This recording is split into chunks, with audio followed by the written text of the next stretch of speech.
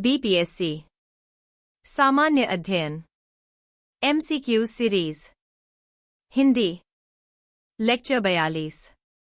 पहला प्रश्न, एक सरकार के संसदीय स्वरूप के संबंध में निम्नलिखित में से कौन सा कथन सही है? ए. विधायिका न्यायपालिका के लिए जिम्मेदार है। बी. विधायिका कार्यपालिका के प्रति उत्तरदायी होती है। सी. विधायिका और कार्यपालिका स्वतंत्र हैं। डी. राष्ट्रपति न्यायपालिका के प्रति उत्तरदायी होता है। ई. उपर्युक्त में से कोई नहीं, उपर्युक्त में से एक से अधिक। इस प्रश्न का उत्तर है ई। अगला प्रश्न, 2. पंचायती राज व्यवस्था के तहत निम्नलिखित में से किसका गठन किया गया था? ए. खाप पंचायत। बी. जाति पंचायत। सी. ग्राम पंचायत। डी. जन पंचायत। ई. उपर्युक्त में से कोई नहीं, उपर्युक्त में से एक से अधिक।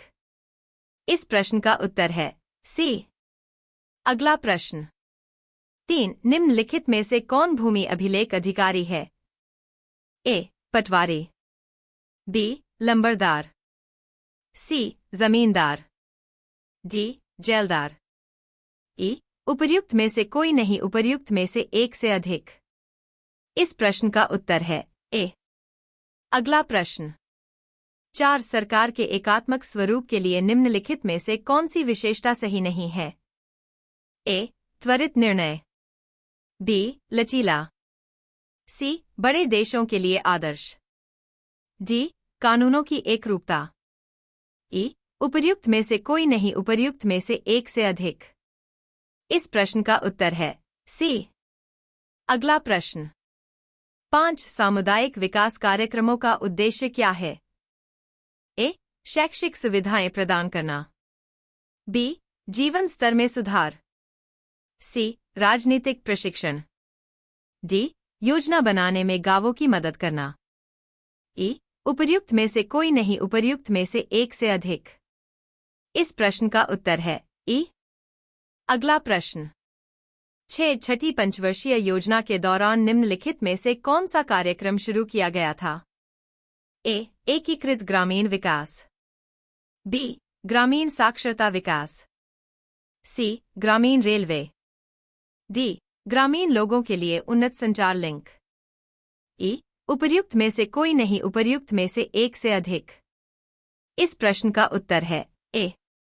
अगला प्रश्न, 7. अंत्योदय कार्यक्रम सबसे पहले किस राज्य में शुरू किया गया था?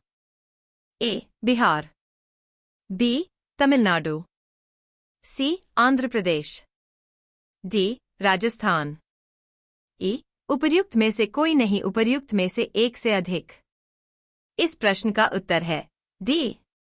अगला प्रश्न, 8. वर्ष 2017 में मांस और मांस तैयार करने के निर्यात में भारत का हिस्सा था?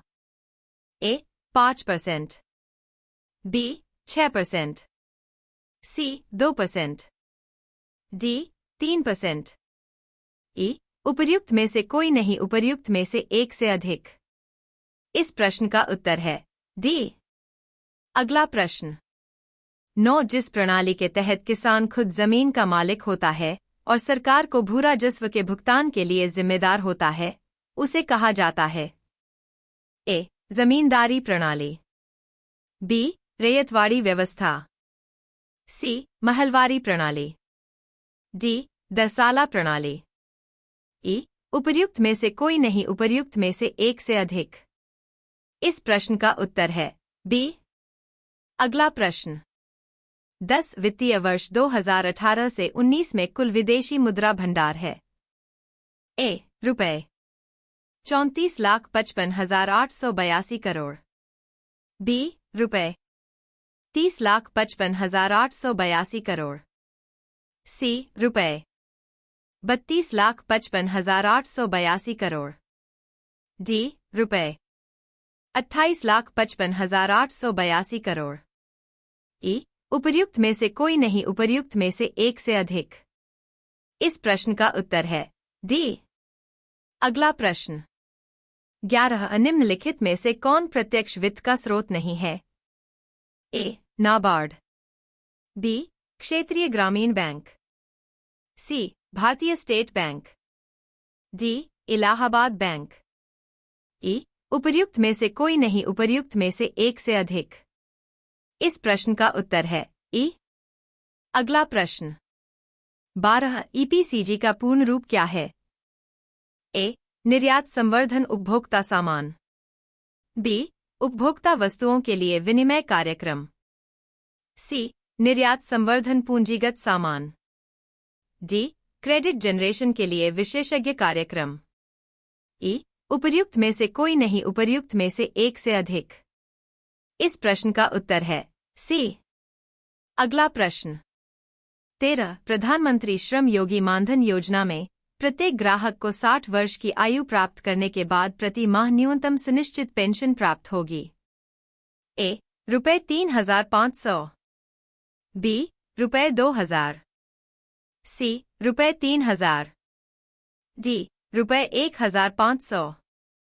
ई उपर्युक्त में से कोई नहीं, उपर्युक्त में से एक से अधिक। इस प्रश्न का उत्तर है सी।